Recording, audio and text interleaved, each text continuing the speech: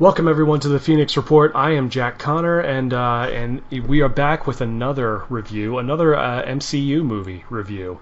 Today we're talking about Spider-Man: Far From Home. As we record this, it's Tuesday, July 16th, 2019. I don't know when we'll post this, probably in a few days from now. But the movie's been out for a little while. I saw it a few days after it got released. I remember it was very strange. They put it out because it was July 4th weekend. They released it on July 2nd, I think. Yeah, it was a Monday of that week, which is a really unusual day to release a movie. But I think because it was a holiday weekend, they wanted to get it out early to make sure it had a good gross on July 4th weekend, and which of course it did. I mean, you can't really release a Spider-Man movie and it's going to do well. Like historically, it's always done pretty good. So with me, as always, is my buddy John Walters. Yeah, man. Here, let's talk about Spider-Man. Yeah, I mean, it made sense. We were here together for Endgame, and we knew that this movie was coming out directly after Endgame, and it's really timely the way it was like a 2-month turnaround between this and Avengers Endgame. Yeah, it was so April, so yeah, just a little over 2 months. Yeah. Yep. I mean, a little over 2 months. What a great time to be alive, isn't it? Yeah, it's pretty crazy. I mean, back in 2000, who would have thought we would be here? 20 years or 19 years, and right. And we have such a plethora of comic book movies, and it's still going strong. Oh yeah, well, I mean, even a few years ago, we didn't even think that there's no way Marvel would ever get the rights for Spider-Man back. Oh yeah. Yeah, we didn't think we'd ever see Spider-Man hanging out with the Avengers, and now we have, and it's awesome. Yeah, it's pretty cool. So, but yeah, no, I mean, this movie I thought was a lot of fun. I really enjoyed it. I thought it was a great sort of epilogue to Phase 3 of the MCU. Because you had such a huge movie like Avengers Endgame, which was just such a massive event. Really, it was nice to have sort of a more personal story and something where the stakes aren't quite as high, but you still get a lot of character stuff in, and that's kind of what Spider-Man: Far From Home was. Kind of like how we had Ant-Man and the Wasp after Infinity War, where it was That's kind of a breather. That's what I thought too. Yeah. Something you kind of need that breather. Yeah, exactly. You kind of need something has a change of pace from something a little more serious and whatnot. So. Let's see. You had the director John Watts back. He did Spider-Man: Homecoming as well. This of course is the second in the MCU Spider-Man solo movies. So this iteration, this is the second solo movie, of course. And John Watts did Homecoming. Yeah. I mean, this. For me, this movie was just a little bit above average type of movie. It wasn't my favorite movie. If I had to rank it on Spider-Man movies, it wouldn't be at the top. But are you I had including some all fun the with previous iterations, like Amazing Yeah. Spider-Man? Okay. Yeah, all the Spider-Man movies. I figured it's pretty fair. You can rank the Spider-Man movies, but I as far as the Tom Holland, I think the first one was a superior movie compared to this one. But this had fun moments. I do think Tom Holland is the absolute best Peter Parker that we have, and I think he made this movie better than what it could have been, or not. I mean, without him, I think it could have been worse. I guess you could say. Okay, all right. So he lifted the movie, in my opinion, But yeah, no, I mean, it had some fun moments for sure. Very cool. I do think Mysterio, played by Jake Gyllenhaal, was one of the better Spider-Man villains we've seen in a while. Yeah. Jake, man, I mean, Jake's a good actor, so I'm glad he got in. Yeah, and it's crazy, and I was going to get into this a little bit later when we ran down the cast, but I figured I'd mention it now. Jake Gyllenhaal, and I've told you this before, but we'll say it again here on the podcast. Jake Gyllenhaal was on the short list to play Spider-Man back in the early 2000s. Yeah, I think I remember this. because That's pretty crazy. yeah, well, I mean, he's been in the business since he was a kid, but Well, Gyllenhaal was also on the short list for Batman, if I remember correctly. really, like before Batman Begins, like before they cast Christian Bale. Yeah, I don't know which one, but I know he was. He was. I don't know if it was the DCEU or not. Or But you mean like when they were trying to bring in Batman for Batman versus Superman? yeah, yeah. I mean, I think Affleck was always their number one guy, but Hmm. I know Gyllenhaal has been and Bruce Wayne has been tossed around a few times. I know that. I could see that. Um, Obviously there would be the Brokeback Mountain jokes, with Heath Ledger as the Joker, so it'd be right, tough to get right, around right. that. But I mean, I could Yeah, yeah, totally see yeah, him as that. I heard Josh yeah. Brolin was a potential Batman as well before they cast Affleck. Really, man, that'd be kind of crazy. That guy gets all the roles. Yeah, But yeah, yeah, they've been doing a smart thing with these, with both this and Homecoming, where they're essentially, at the heart of it, they're high school movies. It's yep, very like almost like John Hughes type of feel to it, where it's more based in high school, but you still have the adventure and everything that comes with superhero movies. yeah. But it's cool that they make it a little more personal that way. And in this one, you see Spider-Man traveling all over the world, which we haven't really normally seen all that much in the movies. Yeah, I guess it's a good title then, right? Yeah, all over Europe at least. The movie opens in Mexico of all places. So you had Nick Fury and Maria Hill, which we had a feeling. I mean, you had to think it was only a matter of time before Nick Fury was going to meet Spider-Man. Oh yeah, yeah. So, and they did it in a really cool way here. Nick Fury and Maria Hill, they're in Mexico investigating this terrible storm that's wiped out this entire town, or village, or some small town in Mexico. And they said it was an Earth elemental, which I believe the elementals are in the comic books. You've had, I've heard of like Hydro Man and Sandman Yep, and yep. there's a fire elemental as well. Yeah, Hellfire, Magnum. I don't know. Yeah. So they did, Hydron. Yeah. and they kind of hinted at like one of the guys, like I think Hydro Man, one of the Mhm. characters. I think he had a real name in the comics, and I think there's a scene later on where Flash kind of hints at like him having a real name, and that was sort of a nod to the comics. But they did it in kind of a different way here, which Yeah. was really interesting because Fury and Hill they go here to look at the elemental that has destroyed this town, and then all of a sudden we're introduced to Mysterio, Quentin Beck, in full costume, and he shows up to sort of save the day and fight the creature, and it's really interesting. And right off the bat, he's presented as being a good guy, and you kind of buy it. I mean, of course, we kind of had a feeling that Mysterio was going to be the villain in this, especially if you're a diehard Spider-Man fan, he's going to be a villain. But they do a Yeah. really good job of like sort of hiding it until we get Yep. that reveal. Yeah, yeah, yeah. So full disclosure, I actually missed this part of the movie. Okay. But I mean, I showed up right when they were in Mexico City, and they met Mysterio. But I didn't see him saving the day or anything like that. But I imagine that's what he was up to. Yeah, I You mean, it know. wasn't. I don't remember it. And again, I've only seen it once, so it's not as Yeah, fresh in my mind. yeah, Um, but yeah, I do remember.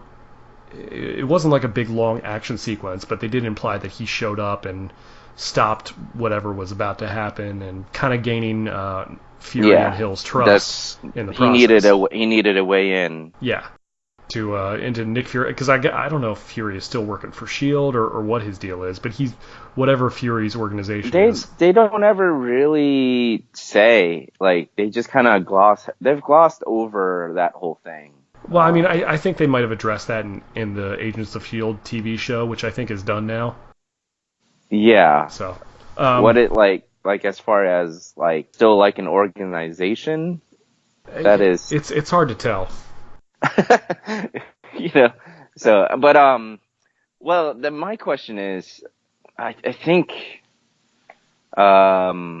my question is this still Skrull Nick Fury, or is this like Nick Fury and Maria, and they only assigned the Skrulls like towards the end? Well, that's a good question to get into. By the way, if you're listening to this, this is a spoiler review. In case you haven't figured that out by now. I mean, I figure let's put it up by now. I mean, yeah, I'm assuming you've seen it already if you're listening to this, but just in case, spoilers all the way. And that's a big spoiler they reveal at the end with it's that's a very good question, and I do want to get into that later. But but then we cut back to Midtown High. Midtown Science High School, I should say, where Peter goes to school, and they restart the year. And it's interesting in the way they do it with the announcement video, and kind of paying tribute to Tony Stark, who died in Endgame, and to Vision and Black Widow, who also died. And for all they know, Cap died, even though he didn't really die. He just went back in time. But for all intents and purposes, he's gone. Right. So it was kind of cool to see like what people's reactions of it was going to be, and you had to assume that something like that was going to just affect everybody, especially those who were still here after the snap, and those who were resurrected. So that's like the first time they actually address that Black Widow was gone, right? Because they never addressed it in the Avengers movie. Which is kind of, I mean, they never, I'm sorry. They did address it. Obviously, they had to know Black Widow was gone, but I'm saying, like, they never had, like, an honor, a funeral or honor or something like that in Black Widow. Yeah, I mean, I think they kind of gave, like, a nod to it during Tony's funeral, but, They did? They did? I mean, I think so. With Jeremy Renner, with Hawkeye being sad or something like that. Yeah, and I think Hulk was pretty sad about it as well. So yeah, but that was a whole thing. And but yeah, it's interesting how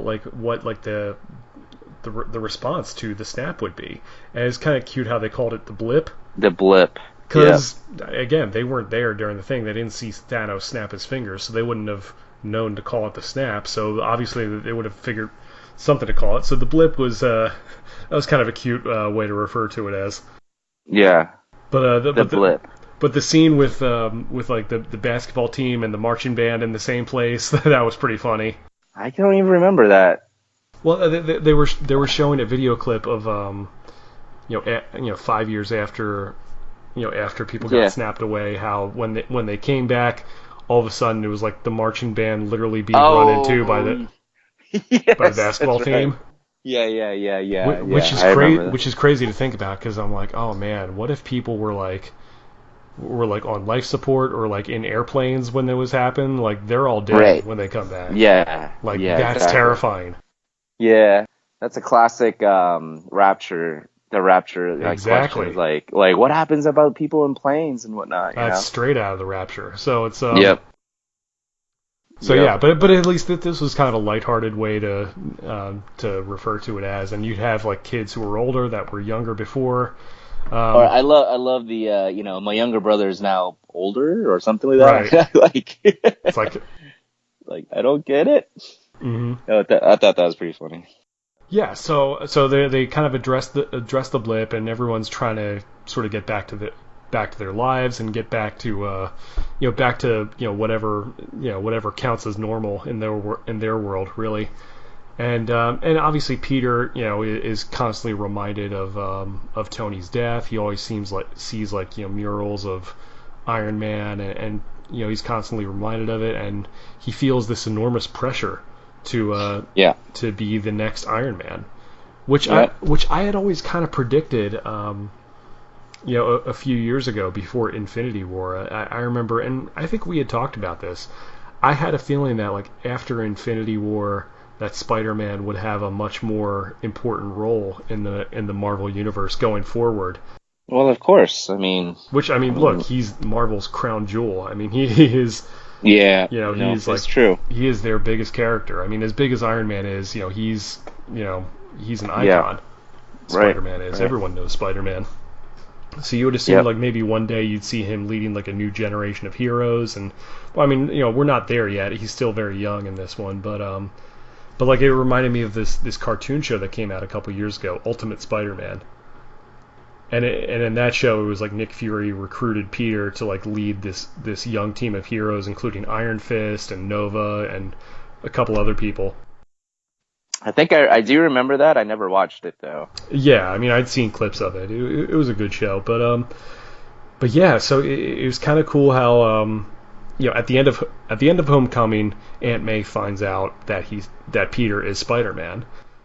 So obviously, since that's happened, she's gotten to deal with it a little bit, and he's helped her with like a fundraiser for like Yeah. people who were homeless, because of the blip, and people trying to rebuild their lives, and then Happy Hogan gets back in touch with him and tells him that Nick Fury wants to talk to him, but Peter doesn't want to talk to Nick Fury. Because he feels all this pressure to fill Tony's shoes, and he still kind of wants to be a kid a little bit, which is kind of the opposite of how he was in Homecoming, where it's like he wanted to be an Avenger and he wanted to do more, but they were telling him like, no, you're not ready yet. And in this one, it's almost they're like forcing him to grow up a little bit. Yeah. It's like, now you kind of have to, and he's like, well, I changed my mind. Exactly. So Yeah. so it's an interesting place in his arc, in his story where he is, and I think with this 2-week field trip to Europe during the summer, he sees that as a chance to get away and unwind, and also he's developing feelings for MJ. So that's a thing that he has going on, and so he figures like, okay, maybe I can kind of focus on me a little bit and tell this girl that I like her, Yeah. and just kind of get away from being Spider-Man for a little bit. Yeah. Which I didn't really buy, but that's I remember we were that's the way it talking was. about you had some issues with him suddenly having a thing for MJ. Well, sorry. So I just have issues with this version of Peter Parker and this version of MJ. I just don't buy it. It's like You I don't see the attraction there. no, I don't see the attraction there. I think Tom Holland does a great job of as an actor of being like, yeah, I'm gonna fall in love with this girl, but not only because that's the way it's supposed to go, rather than it doesn't seem, I don't, it's hard to pinpoint exactly, but it just doesn't seem like they're, I don't know, the types to really enjoy one another's company. Zendaya's version of MJ is just kind of like, I mean, very, very dark. Yeah, but I think Very negative. no, I see what you're saying, and I kind of thought that in the same way, because like they had hinted at it a little bit at the end of Homecoming that there might be an attraction there, but Yeah, but in this one they kind of pursue it a little bit. they do, I think I will say this movie does a good job of kind of explaining why MJ is the way she is, and that she's kind of she's a little bit awkward as he is. And that like they both kind of have more in common than what's on the surface, and like I think they do a pretty good job of communicating that, and that's why I personally buy it. Not to mention I think those two actors have some pretty good chemistry with each other. I know that they're really good friends in real life. Supposedly there's a rumor that they're dating in real life. I don't know if that's true or not. Yeah, I don't buy it. Although that would be pretty wild, because he would make the third live action Spider-Man in a row who has dated his co-star / leading lady. Because supposedly Tobey Maguire and Kirsten Dunst dated for a little bit, either before or during one of the movies, and Andrew Garfield and Emma Stone were a real life item for that whole time. So that would be kind of weird. Yeah, I mean, like, I just don't see it. I don't see this MJ. I don't know. Maybe it's just not for me, because I mean, like, the whole time I was kind of like, like, scratching my head. I'm like, okay, well, Tom Holland does a good job of like moving on and acting like he is super interested in her, but it just doesn't. I mean, I can kind of buy it a little bit because it is high school, and these things do kind of happen pretty fast. Yeah, I mean, I think, when they're at that age, like these things, and especially you're around these people all the time, you could yep, kind of see it happening. yeah. Well, you know, I mean, for those that did enjoy it, I mean, it's good for them. I just didn't buy it, and Right, so there are several relationships in this that I didn't really buy. Maybe I'm just too old now or something like that right. because What did you think of like, the Ned and Betty thing? yeah, at first I was like, yeah, okay, it was kind of cute, but then it was just the way they kind of kept going with it throughout the movie. And then to top it all off, when they get back, they still acted the same way, but said they're broken up. Right. And I was like, oh, like it really, like, it was cute at first, but Hmm. then it kind of got a You think little maybe it annoying, went and too then long? yeah, it went too long, and then Yeah. it went over the top with I, I, how I will they broke say, up, but yet still acted exactly the same. right, they acted Do you like get a what I'm saying? married couple throughout the time. It was Yeah, funny, and it was obviously played up for comedic effect. I think, yeah. Yeah, I guess I'm just an old man because that's just like, again, these relationships in these movies. I'm like, I just don't buy it. I don't buy it. The only relationship I did buy was I mean, sorry, not the only, but the relationship I did buy was Tom Holland and Jake Gyllenhaal's, their characters' relationships with Quentin Beck and Peter Parker. I was gotcha. like, that's 100%, 100%. But the other ones were just, I think it was just there for whether it was comedy or it was kind of like, well, he's supposed to like this person, and this is the route that we went with this person. It may not fit, but this is how it has to go. Right. That's the way I felt like the whole time when I would watch that. Yeah, yeah. A Um, couple things. I think Ned and Betty actually do get married in the comics I traditionally. think I think that's right. Yeah, But I mean, these are such unique takes on those characters, so you don't know if they were going to do that yeah. or not. But I don't really have a problem with Zendaya's or Zendaya. Zendaya. She says it's Zendaya. I watched a video Yeah, earlier and they asked right. her how to say Yeah, it. Yeah. I think Zendaya does a good job. I don't have a problem with their relationship. I think the chemistry's there. My whole kind of contention with it is like her character shouldn't exist. And I mean that by like, okay, everyone gets kind of confused, like, oh, she's MJ. I'm like, no, her N- character is Michelle Jones. Right. She's not Mary Jane Watson, which I think is No. a really weird bait and switch. It Like, is. and it's like, especially even at high school, it's like, shouldn't he be going after Gwen Stacy? I mean, In high school. granted, Yeah. even though we just had two movies of Gwen Stacy in the previous iteration, so I could see why they Well, might not want to do that. you're saying with Garfield's Yeah, iteration. Yeah, yeah, yeah, yeah. because like they just kind of got done with doing that, so I could see why they might not want to jump into that. I don't know if they're going to get into the Gwen Stacy thing in the MCU. I mean, there are a lot of questions about Peter's future after this movie. Yeah, that's true. That's true. And I wonder if they'll ever touch on Mary Jane Watson. I mean, I don't know. I would think they would have to eventually, but I mean, unless they really want to keep it with Zendaya, I mean, who knows? But what I did like about this movie is that I read that they actually did go to these actual locations. Like they really did film Yeah. in Venice and in Prague and in And London. it looks like it. I mean, you can tell when it's like CGI, all CGI, Hmm. or when they've gone to actual locations. Yeah, yeah, definitely. And And yeah, Venice was the perfect location for the water elemental.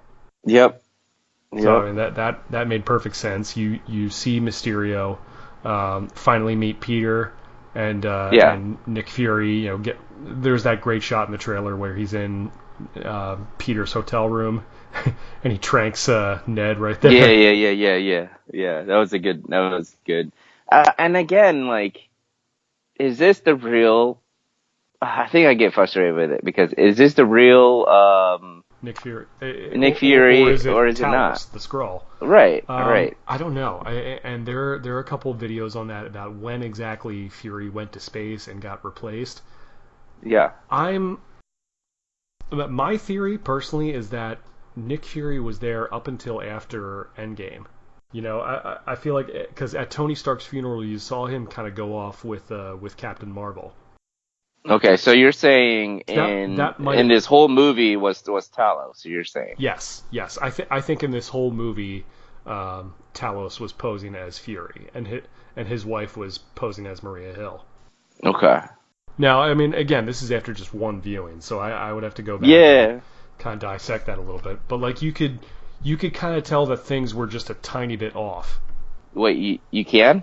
I mean, like looking back at it, like even like the way he would say stuff like "bitch, you've been to space," and even when like Peter mentioned Captain Marvel, he says like "don't bring that name up." So yeah, I don't know, and especially the miscommunication with Happy Hogan when he was. I guess he'd really have to watch Nick Fury for a long time and study his acting because. That was the thing about him changing into other people is that he didn't act the same, So I mean I don't know, but I mean then again we know that Fury has known Captain Marvel and the Skrulls for quite a long time. Yeah. So I guess you really would know how Nick Fury would act. Right. Now I know we never did a review on the Captain Marvel movie here on this podcast. I mean we could always go back and do that. Yeah. But yeah, so I like the bit where Fury gave Parker the glasses. The glasses. Yeah, I love that acronym. Which that was such a great thing, Edith, where it said even dead I'm the hero. Yeah, that was awesome. Which is definitely kind of crazy to think about that he'd give all these like weapons of mass destruction to a teenager. Yeah, well, if you're gonna give it to somebody, you can give it to Peter Parker. That's true. I mean, he is Spider-Man, so. Well, I mean, Peter Parker is just whether he's Spider-Man or not. Peter Parker is not exactly the type to be looking for trouble or looking to avenge. He's a good kid, and he's brilliant. Exactly. He's just not. He's not that type. So if you're gonna give it to somebody, he's a pretty decent person to give it to. We're gonna start a war. Whether he has powers or not. It was cool how Beck kind of made this whole fake backstory about how he's from a different Earth and the Elementals killed his family. And killed everyone from his universe. Which I'm glad. I'm glad they kind of made that sort of misdirection and didn't quite go into the alternate Earth thing just yet. Yeah, I'm glad too. They could always do that down the road with Doctor Strange. Everyone saw right through it, but I'm glad they still went with that direction rather than try to open up Pandora's box, I guess you could say. And I really like that they really made that reference of Earth 616 because that is all of our comics. It's literally everything's centralized in Earth 616, So I think that was pretty cool that even though they went with like, oh, he was just faking it. Like, to say that it was Earth 616 is like that's another good nod to the actual comics. Absolutely. And, it's just, again, the whole theme of like, Peter being like, I just want to be a kid for a little bit. I don't really, like, I don't want all this responsibility right now. Just give me a little bit of time.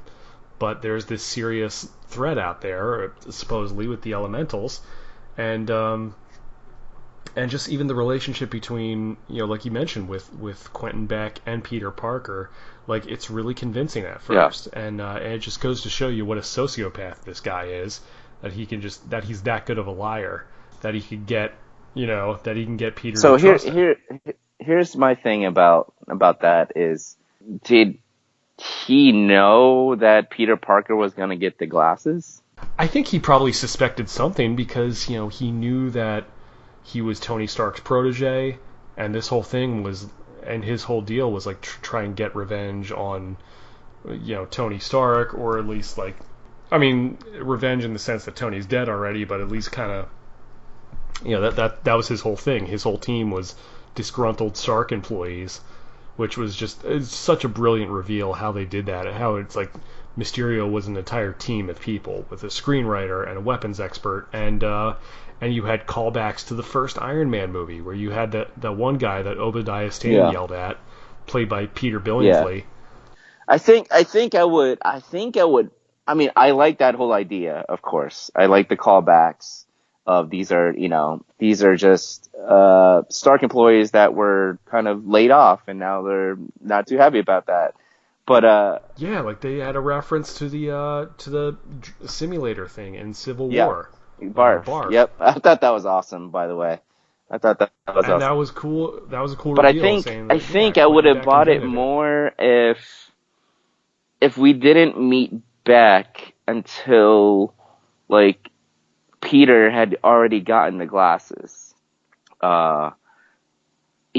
Because for Beck, it's almost like Beck had to like bank on Fury having the glasses and to give to Peter Parker, and then he already had an in. Like, you get what I'm saying? I mean, it's possible. That they had like several contingency plans, and they were kind of doing this as it went along. And and again, he had a whole team with him, so it's like if things changed, he could adapt and identify just ways to get in and around. And because his plan was to make himself look like a hero, like that was his whole thing. And just when the Edith thing happened, he just kind of saw that as an opportunity and decided to take it. Okay. So I don't think getting the Edith glasses was like Beck's end game. It was just sort of like, wow. So what was his end game? I think it was to again to create like an Avengers level threat, and to he was passionate about getting people to listen to his ideas and his inventions and to profit from it, and so he figured setting himself up as a hero, saving people from this giant Avengers level threat, which is the how he described it, and he was just willing to do that by any means necessary. So creating, sorry, I guess there's a few things that, okay. So he wanted to look like a hero, and in doing so, people will listen to him and buy his technology. I mean, I think so. It was kind of implied that he would, that he would profit off this somehow. Okay. I mean, otherwise. Well, yeah, I think. Yeah, I guess otherwise his plan doesn't. Really I know. Make I sense. think, and that's why I didn't care for this movie as much.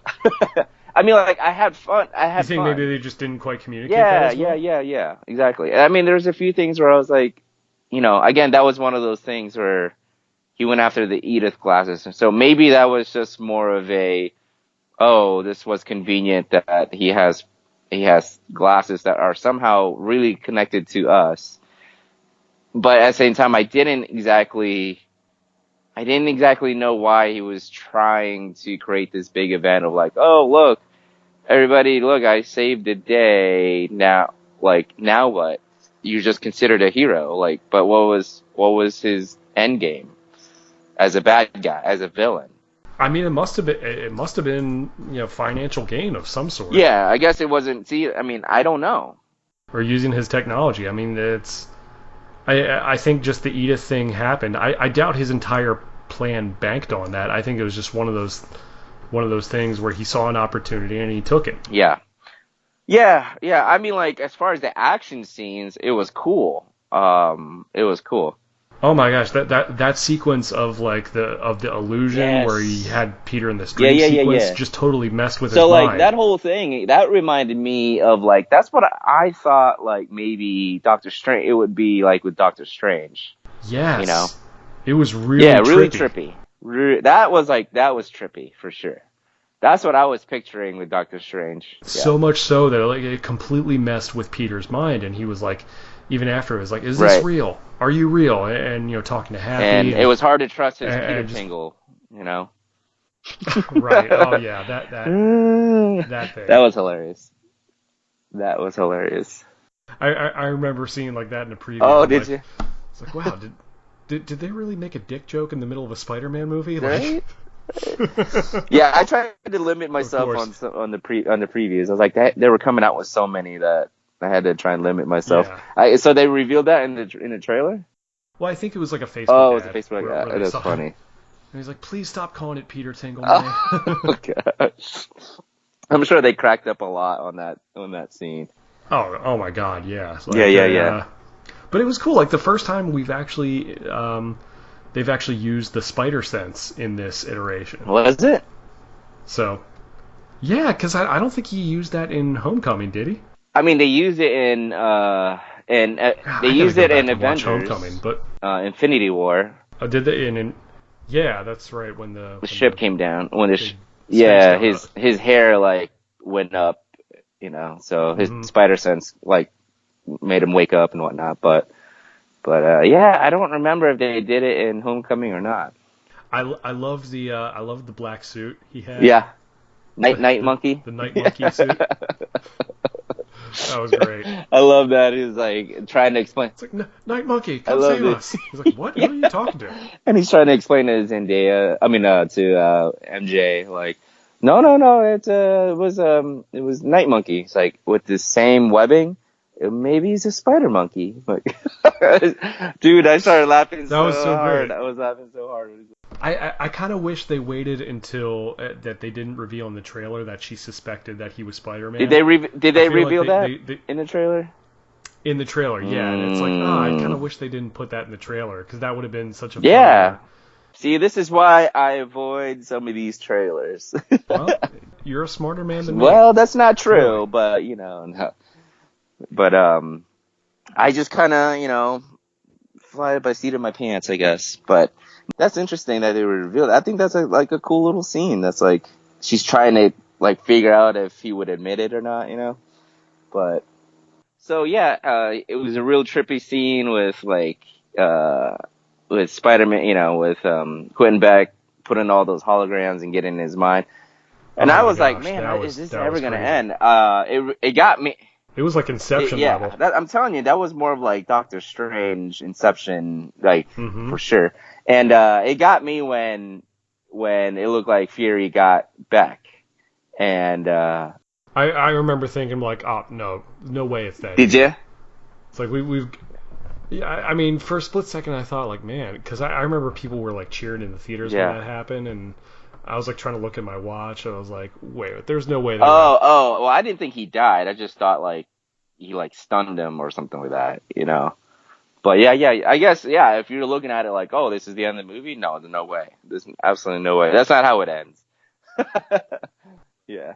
And then he gets hit. It's like at the very least they're going to Dark Knight this thing and he'll get out or something. The only thing I don't like, but they have to do it, is that Beck is trying to kill Spider-Man, obviously, right? Mm-hmm. So why doesn't he just shoot him? Because he knows he's got super strength. So when the train hits him, he's just kind of like, oh yeah, that'll do. As if like, why? I mean, you had your chance of actually shooting him and actually seeing for yourself that it's a dead body. I mean, that sounds horrible, but you get what I'm saying? Like, he actually would know for sure. Like, yep, the job is done. Yeah, no, that's a good question. I guess. I mean, like, they kind of have to do it. You can't have your, I guess, bad guy actually shoot your good guy like that. But, Right. I mean, he definitely tried to like shoot this kid in the head towards the end, which was pretty dark. Yeah. But I don't know if he planned on Peter getting hit by a train. Maybe that happened by accident. Absolutely not. Everything he did was planned. No. So him getting hit by the train, that was definitely at least a plan, if not like the plan. Do you get what I'm saying? Like, there's absolutely no way he would back him up to that area and be like, oh, a train track is here and the train came right at that same exact time that he's there. How convenient. No, absolutely not. This is a man that planned everything. That makes sense. Right? I mean, so anyways, so yeah, no, that was pretty darn good, being able to trick him like that. And, again, like, the two performances of Holland and Gyllenhaal was great. I wanted to get back to one other thing. So when they were going to fight the fire elemental, and Quentin Bagg is like, all right, I should have done this before, basically saying like I'm gonna sacrifice myself, right? And he goes in, destroys the elemental, and then he gets up just fine, which is good. Like, oh look, I can survive it. But then it's like he says like, oh hey Peter, let's go grab a drink, and like as if like the town just goes back to normal, like within an instant after that big of a that. Yeah, that scene where I first like kind of suspected that something's up because the two of them are in a bar in In costume, costume. but are Yeah, unmasked, unmasked, and Spider-Man is okay having a with, drink, surrounded and by yeah, people. Peter is like okay with it. So it's Right. that part. So that That was part, weird. I didn't buy that part. I get it. Like that was, supposed to be like, oh, everybody, go here. We'll put on the holograms. But I didn't buy Peter just being like, yeah, let's go to the bar. Literally 2 minutes after everything. I mean, I guess you could take the leap and say, well, people don't know I'm Spider-Man. At worst, I'm Yeah, but I nobody. mean, like, wouldn't he think like he would be like, just think of a town, a city where you have something that was huge like that, like almost like a terrorist thing. You think like the Right. town just goes right back to normal. Like the town doesn't go right back to normal like that. Right. Yeah, there would be like Yeah, there would cops be a and whole and lot stuff of on the yeah, there would scene, be a and whole lot of something. It would they'd probably close down the bar yeah, maybe yeah, if it was yeah. too close Yeah, to it's it. Yeah. just Yeah. you No, get what I'm I saying? see what you're saying. When that Yeah. Yeah. event Yeah. happened, I was like, yeah, I don't buy this. I get what they're doing, and then when they did the whole reveal of, everybody was in on it, it's like, okay, that's a cool thing, but it didn't fit like like it should have done it at a different time.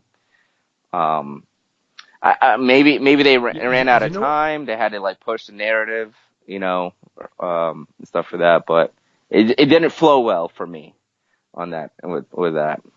Gotcha.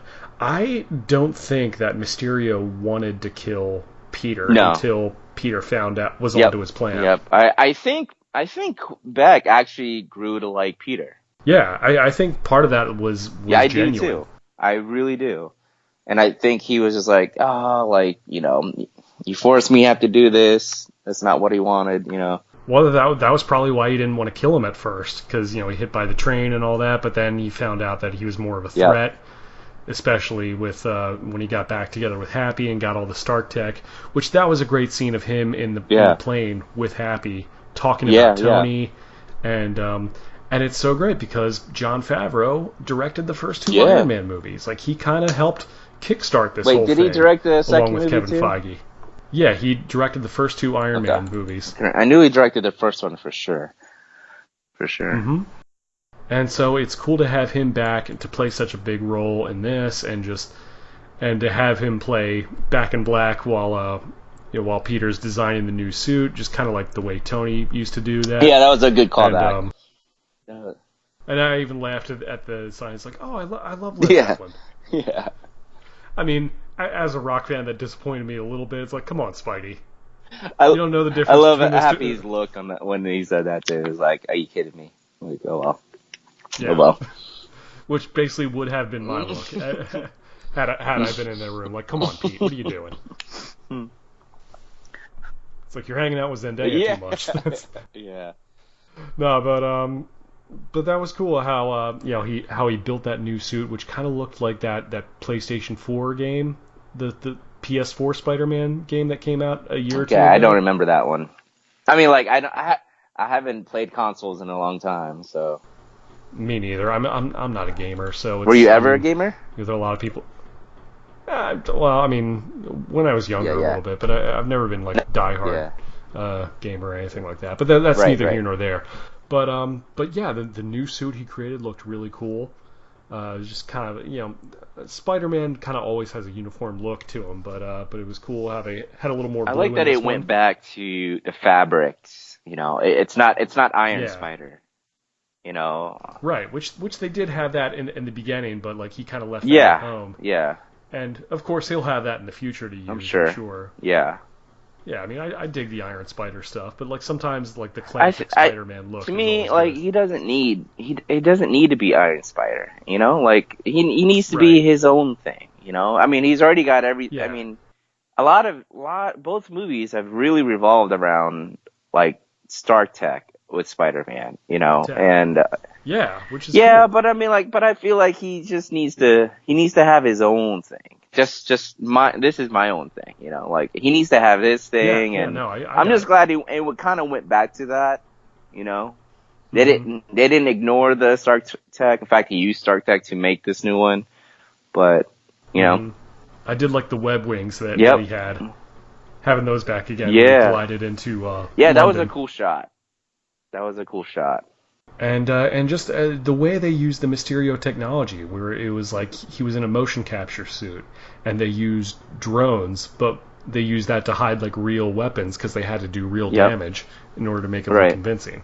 It was really really clever Yeah, how they did that, and yeah, so the final scene, you know, where he tries to get the Edith classes back from Beck. It was pretty cool. I mean, how they used that, how he was targeting MJ and Ned and anyone else who might have known Peter's secret or Quentin Beck's own secret, I right. should say. I don't know. Do you buy that Quentin Beck is really dead? No, I don't think so. At first, I thought, oh, that programmer guy that was downloading the program, you know, I thought maybe he released a video, kind of on behalf of Quentin Beck, but I mean, he may have. yeah, he may have, but I think that was actually Quentin Beck just releasing it himself. I mean, he did a good job. His eyes, like, not dilated, but went the other way Hmm. around. You know, it got smaller. The pupils got smaller, as if like he passed away. Right. That Right. was a good little like detail there, Yeah. but I don't think he actually died. That's just Hmm. I don't think so. And when would he have time to make that video? That's a good He question. I mean, only when if he got up. yeah. I mean, I don't know unless like unless the other guy, Peter Billingsley, unless his character had done that. Which, I mean, honestly, they could go either way Yeah. with it. I mean, it would be cool But to have Gyllenhaal he doesn't back have any drones to make the hologram. right. Yeah, I don't know. See, yeah, that's the thing. Look, honestly, it could go either way. I mean, I wouldn't mind if they brought Gyllenhaal back for future movies because he was great in it. Well, I think But they're if trying to go with the Sinister Six. That's the right, like I guess you could say the end game of the Spider-Man verse hmm is having the Sinister Six, and that's going to include Mysterio and Vulture, right? That's the name, Vulture.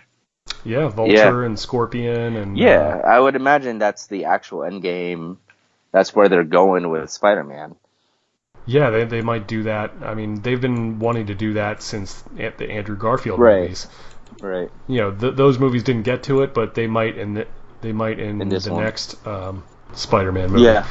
But yeah, it ends on like a pretty happy ending, which is which we probably should have seen coming because Spider-Man doesn't always get the happy ending, like historically, and they kind of prove that in the mid-credit scene. How, I mean, the surprise of all surprises, they bring back J. Jonah Jameson, Uh, played again by J.K. Simmons, yeah. What'd you which think is, I about that? mean, it was, I mean, it just feels right, Yeah. you know, and I think it's definitely a cool little bit of fan service Yeah. how they bring. I mean, this is the first time they Oh, a little have bit, done a this in the modern era, little where bit. That's complete fan service. Are you kidding me? a huge bit of fan service. Yeah. But I mean, but bringing back an actor from the Raimi movies to play the same part. Right. Well, I mean, to play a different iteration of the same character from like a different thing, like that's pretty cool. It And is. honestly, it works for Jameson because it's like, man, like talk about what big shoes that any other actor would have had to fill to play that role. But like, look, they have J.K. Simmons is still with us. Like, why not? Yeah. It's been a long time too. You know, it's been a Yeah, long time it's been since the long Raimi enough, and movies. yeah, it's been long enough, and You know, again, he's playing a different iteration of Jameson, but just it's really cool, and it works. Because he's so good at it. Yeah. And I Yeah, I mean, and I like I what mean, and I like what they did. I can take it or leave it. And I like what they Yeah. did with the Daily Bugle being like a website instead of a paper, instead of a Yep. newspaper, and have Jameson be more of like an Alex Jones type of guy. Yeah. You know, that was such a good spin on it, and how he's always like Spider-Man is a menace and and whatnot. And I'm sure he'll still be the same. oh, for sure. Yeah, no, I can't wait to see him and Tom Holland interact with one another. It's a different iteration, but I feel like it's gonna be the same. Yeah. I feel like it's gonna be the same iteration, the same character, Pretty just much. in a different universe. Exactly. If you get what I'm saying. Yeah, 100%. So I Yeah. think that's what it's going to be. But then he broadcasts to the world that Peter Parker is Spider-Man from. Well, not Jameson. Yeah, well, Jameson. Gyllenhaal. Yeah, I mean, but it's like but Jameson reveals it through Gyllenhaal's video, which that's right. which may or may not have been edited by Peter Billingsley's character. Oh, dang! You remember more than me, and I just saw it like this. Oh yeah, his character's name is William Ginter Riva. Yeah, I didn't remember the character's name, but you know the guy I'm talking about. Yeah. But yeah, he just kind of edits, may or may not have edited that video together, and they release it on the dailybugle.net, and like that completely in an instant just turns this whole thing upside down. It does. It's kind of it's kind of funny because I was like, oh, how many people are they gonna add to, like, are they slowly adding? Who knows, Spider-Man? But they decided. This changes everything. Yep. Like that. Which, to be honest with you, that Spider-Man was kind of the odd man out in this universe because everybody knows he had a all their secret identity. Yeah, he was the only one that had a secret identity. Right. Well. So I feel like gone. it was. Yeah, I feel like it was kind of maybe like they had to do it so that way, like, it doesn't make sense that he has a secret identity compared to the others now, right? But, I mean, I think it makes sense. Any other hero in this universe is known. Well, I mean, most of those guys don't wear masks either. Well, Black Panther does. Well, yeah, but he's also the king of a country, so he doesn't need to have a secret identity. But yeah, Peter's just a regular kid, but I mean that affects him more than it would anyone else, because like he has a normal life, he has people he's trying to protect, so that just completely changes it, throws his world upside down. Yeah, and it's like, man, what are they going to do in the next thing? Like that changes everything. The other question is, what grade is he actually supposed to be in? Is he done with high school after this one? I think he just finished junior year, so I think the next movie might be like his senior year of high school.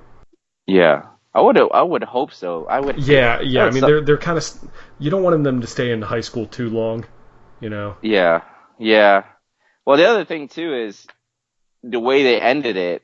Like, you don't want to skip all of a senior year when it's like they just reveal everybody knows who Spider-Man is, Yeah. I guess they could. The next one, like, oh, here's 4 years later, he's been in college, he's had to deal with it or something. But yeah, I mean, you think they'd want to show the kind of the aftermath of it all, right? I mean, who knows? Like that, it just leaves so many questions about what they could do and how that affects things going forward. He's probably going to be like under protective custody with like Shield or with Pepper Potts or whatnot. So it's, who knows?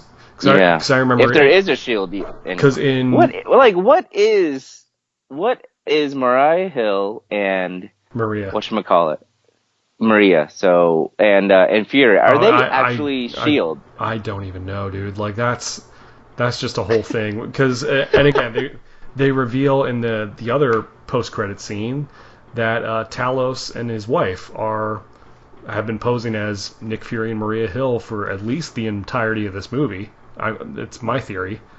Or I would say that's at least you can guess that. Yeah, and meanwhile, the real Fury is on a spaceship. Yep. Apparently, because I think that was something in the comics where it's like it was almost the extension of Shield into space. It was called Sword.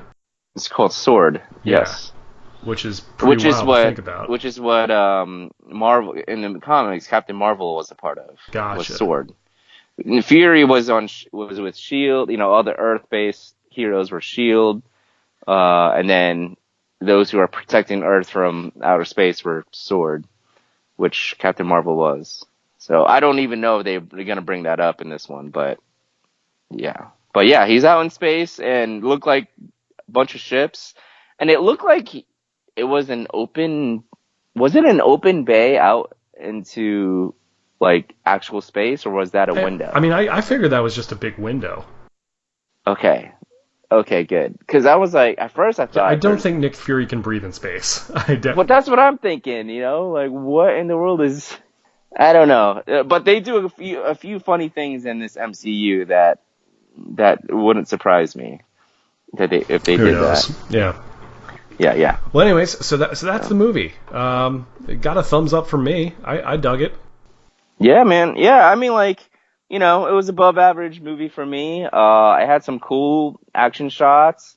I think the relationships in this movie were, you know, kind of brought it down a little for me. But between Gyllenhaal or Quentin Beck and Peter Parker, I think that relationship was pretty awesome. It's really what kind of made the movie for me. But I do look forward to the next. You know, I do look forward to what they have next with Spider-Man. The only thing that brings it down for me is I mean, I like that they have humor in it. I like I think it can be very funny. Sometimes it's like it almost borders on them going a little too far with the comedy and making this like making it just over the top. And it's like people don't talk like that. Like, you know. Yeah. That's how I felt. Right. That's exactly what I was trying to convey. It's like it's like okay, maybe don't overdo it with the comedy a little bit, but I get why it's there. I mean, people like it. It adds a little bit of humor to it. A little bit of that is fine, I think. Yeah. You know. Yeah. I do think Tom Holland is the best iteration of Peter Parker. I agree. In my opinion. I agree. So and you know, Garfield was very good too. He was underrated, I thought. I think his first movie is very probably underrated. Second. Yeah, I think that's probably the second favorite movie for Spider-Man for me. And you know, with Tom Holland, with Homecoming probably being the favorite. Yeah. I would have to say. Yeah, no, I would agree with that. So let's run down the cast. We mentioned Tom Holland as Peter. Yep. Samuel L. Jackson is back as Nick Fury / Talos. You know, so it's interesting. I wonder if they told him at the beginning that, oh, by the way, you're playing someone pretending to be your character. So I don't know if he knew that at the beginning of the movie or not. I don't know. I don't know, but I don't know if that affected his really. performance. They wouldn't need to tell him until after the movie was done. Like, oh, by the way, what we're gonna put in the post-credit scene. Yeah, no, I guess not. You know, I mentioned at the beginning Zendaya, you know, coming back as MJ. I thought her character was a little bit more fleshed out this time around. So the relationship didn't really bother me as much. I know it still took a little convincing on your end. So that's fine. Kobe Smulders back once again as Maria Hill. Good question. I like Kobe. If Maria Hill is being impersonated by a Skrull, like where's the real Maria Hill? Exactly. They didn't really. I'm sure they didn't really address that. I'm sure she's up there with. Yeah, is she hanging out on the spaceship with Fury? I don't know. Yeah. Right. Right. Jon Favreau's back as Happy Hogan, which is it's cool that he's still doing it. You know, just because it's like again he's not directing or producing the movies, but you know he's also a very good actor and he's back in that role and. Yeah, and I even enjoyed his little relationship with Aunt May. I thought that was fun. Yeah. I think that was fun. I think that was funny. I didn't like. So I think that him and Aunt May was great. That was fun. That was fun, honestly. And even when he called, I don't know who called who, but Peter Parker was on the phone with Aunt May, and then she gives the phone to Happy. That was hilarious. That was Happy, so awkward. What are you doing there? Yeah, what is going on? That's hilarious. Yeah, it was great. I didn't like him with the kids in that one room. I think they were trying to get too comedic again in that area. But I did like that line. It's like, oh, you work for Spider-Man? He's like, I work with Spider-Man, not for Spider-Man. I do like that line. Yes. Yeah, I do like it when he was trying to save him at first. I think it was just when they were in that room, hiding from the droid or whatever they were. Drones, yeah. Just drones, yeah. I think that whole conversation there, I didn't care for, but I do like. No, I work with Spider-Man. Yeah, that was great. Yeah, and it's just great to have him around. Again, Jon Favreau directed the first Iron Man movie, so it's like, yeah, this guy is like partially responsible for the MCU being a thing, so it's cool to see him still around.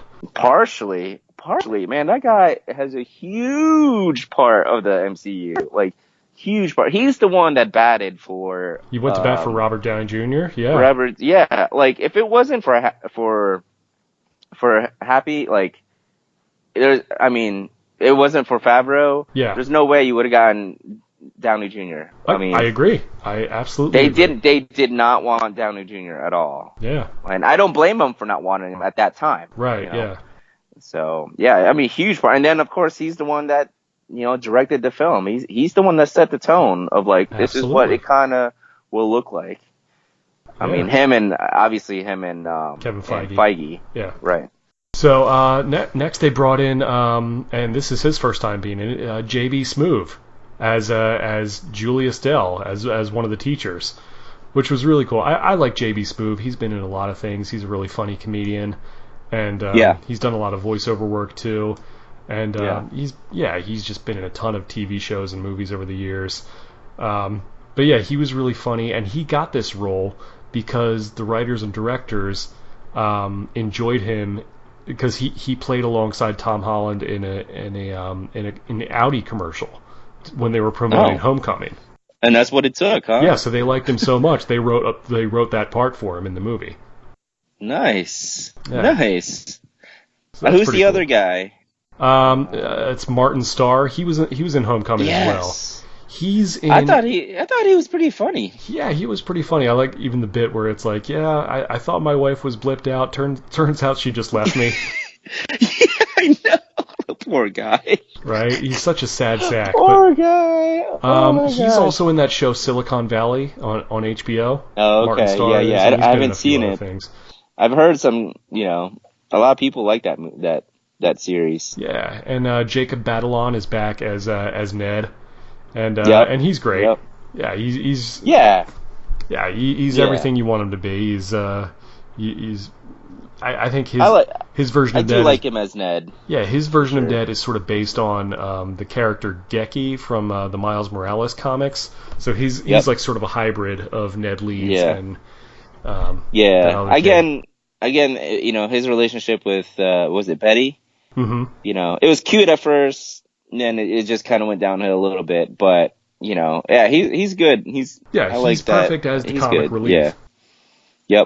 Yep, for sure. And so Marissa Tomei obviously back as Aunt May. Definitely the most attractive Aunt May ever. I think that's safe to say. It's not even close. It's not even close. For sure. Hey, Sally Field in her day, she was cute though. In her day, but not in Amazing Spider-Man. Yeah, she was a little. Not in Amazing Spider-Man. Yeah. Marissa Tomei, she's still looking good. Yep. And of course Gyllenhaal as Mysterio. I mean, just such a great performance. What do you think about that Flash Thompson guy? Yeah, he was back. Tony Revolori. I mean, it's interesting, his version of Flash in this one. It's so different from from the comics and how Flash Thompson traditionally is like the bully. He's just more of an annoying douchebag. Yeah, and that's how I felt too. And I was like, man, it's not the bully. It's not the bully Flash Thompson. I don't even know if they give him the last name Thompson. He's just Flash, but I thought the kid who played Flash. On IMDb it says Flash Thompson. Yeah, I thought the kid who played Flash in Amazing Spider-Man was really good. Yeah, for sure.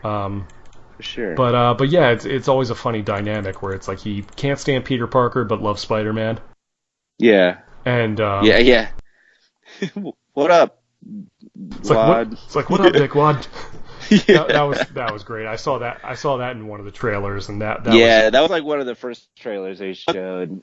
But like in this one, like he wasn't, and it was a little bit more so in Homecoming. But this one, like he didn't really like give Peter that much of a hard time. He wasn't like causing Peter any distress or whatever. He was just kind of there.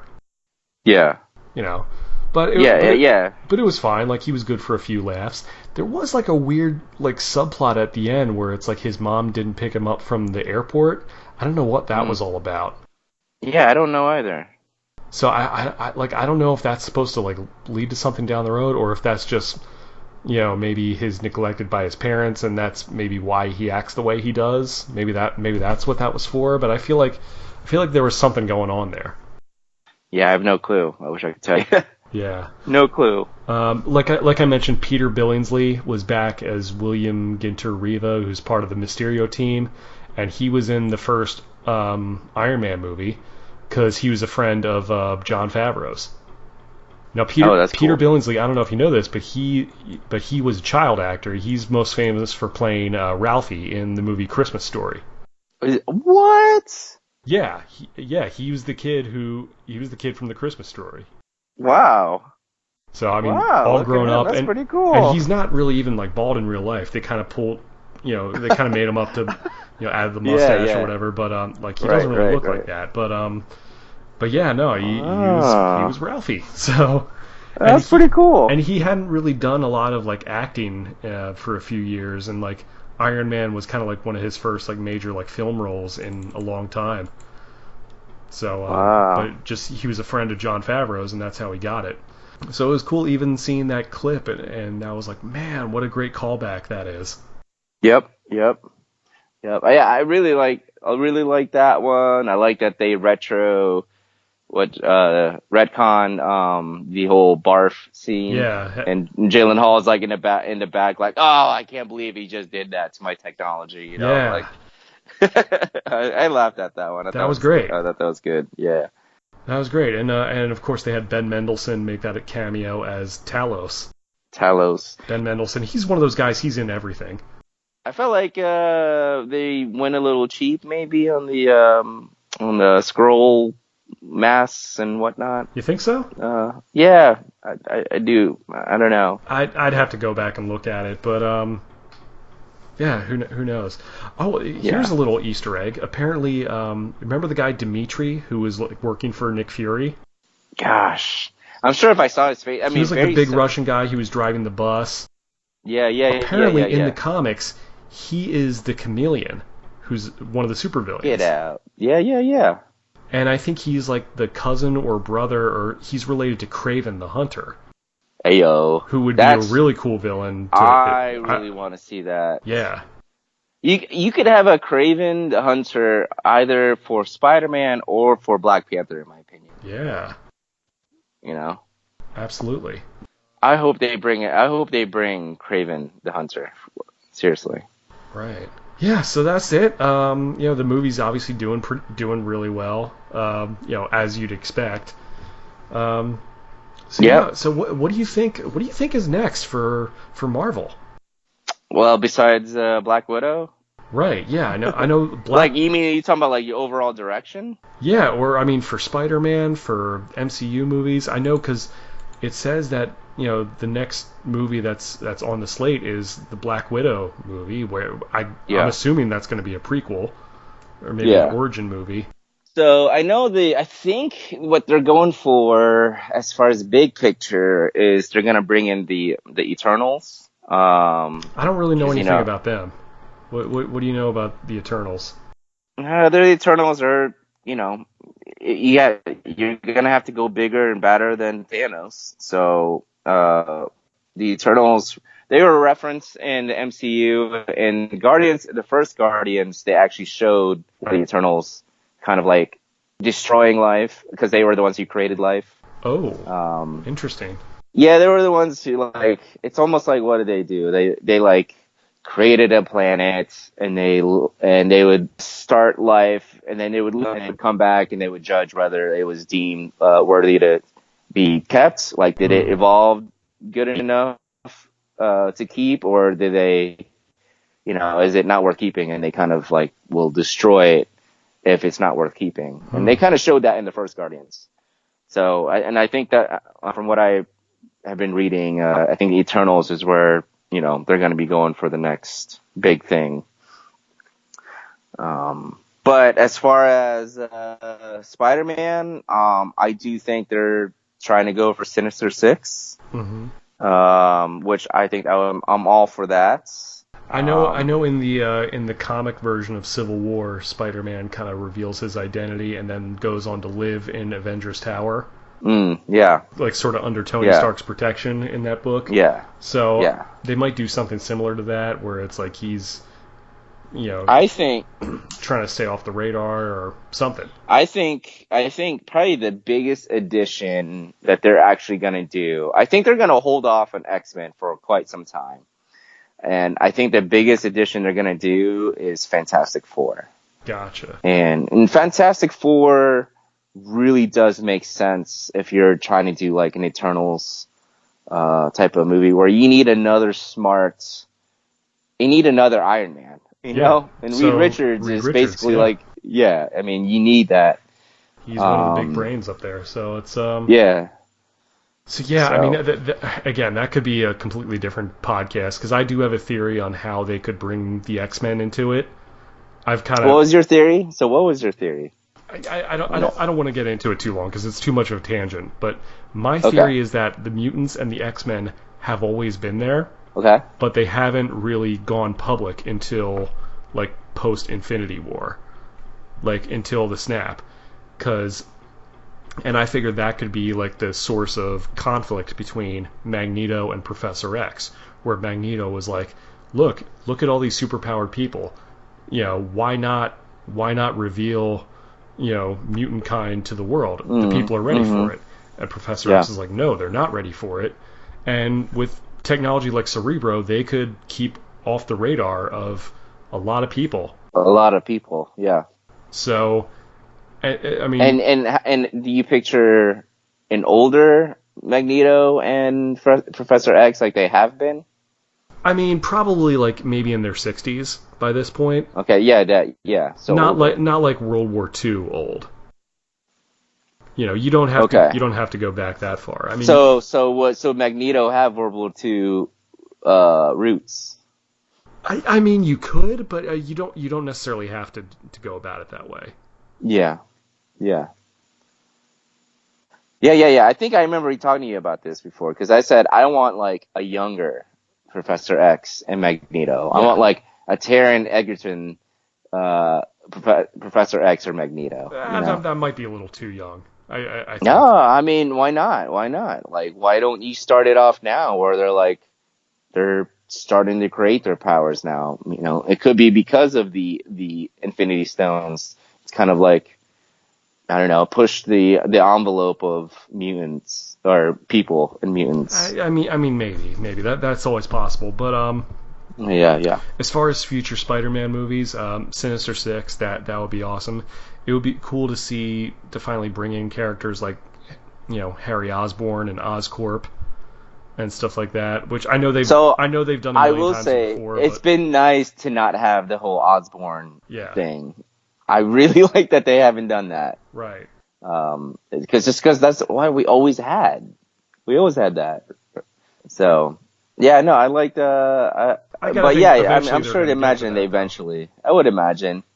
I would imagine they would have to bring in Kingpin, too. That's a huge Spider-Man thing. That would be so awesome if they. I mean, because they and again, because it'll be the first time they've acknowledged if they do that.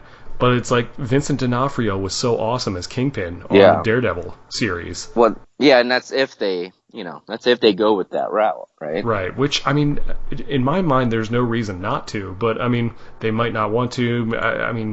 I don't know how that all works. But like, that would be so rad if they could link that to Kingpin and Daredevil and all that. Well, I just think, either way, whether they link it or they go with a new iteration. You gotta bring Kingpin in with Spider. I feel like he's like so connected to more so than Daredevil. More so than Daredevil. I think he's more connected to Spider-Man. Sure. But yeah, Vincent D'Onofrio was so great as Kingpin. Mm-hmm. That would be cool to have him involved in it. Yeah, for sure. And hell, it would be cool to bring the Punisher involved in it. I mean, you could team Spider-Man up with so many people. What does the Avengers look like? Oh, I don't know. I mean, I imagine you've got Ant-Man, you've got War Machine, you've got Doctor Strange, Black Panther. Yeah, Black Panther, maybe Hulk. I don't know. Yeah, maybe Captain Marvel for sure. Possibly for sure. No, I think Captain Marvel is like supposed to be the leader. Yeah, I mean, I guess, yeah. Because I think I remember seeing a video of like Feige saying like, oh, like we're ushering like be able to take on the mantle, the new leader of these new Avengers or something like that. Yeah, I don't know how well that would go over. Her movie didn't exactly set the world on fire, so it made a lot of money. Did it? I think it did. Okay. It made a ton of money. Gotcha. You and I, thought it was kind of a lukewarm movie, but I mean, I'm sure it made money, but like we'll have to see if that translates to her being in a leadership role. I don't know, but $1.128 billion. Okay, all right. Well, I stand corrected then. that's a pretty big. That's a good chunk of change. Pretty big thing. Yeah, it is a good chunk of change for sure. Yeah. So I mean, possibly. I mean, we'll have to see. I mean, maybe Scarlet Witch they bring back, but they could also introduce some new characters in there. Who knows? Yeah. But yeah. So that's it for now. I think we've done everything we can with this movie. I liked it a lot. Go and see it if you haven't. I mean, spoilers. Yeah, no, I definitely like it. I can't wait to see what they do with it. It seems like they're gonna seems like we're gonna have a nice little break of Marvel movies for a little while because they're filming, they're filming Black Widow now. Apparently they've already begun production on it. So we'll see. So it might be a while before our next Marvel movie. It might be another year or so at least. But DC, are you listening? Yeah. It's like, come on, guys. Yeah, you know what? Yeah, I don't know what they're doing over there, man. It's just sad. I think they're filming Birds of Prey. So yeah, that's something. I mean, it's something. But come on, how could you do that to Henry?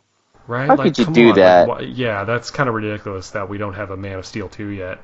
It's just come on. Again, that's a whole nother podcast. But yeah.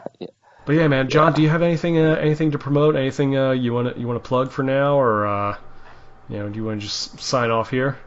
The next time we do recording, I might have something, but we'll just sign off from here. Cool, man. Well, anyways, thank you guys for listening listening to us go back and forth about this. I kind of like this 2-man vibe we have going on here. That might be a good way to do it.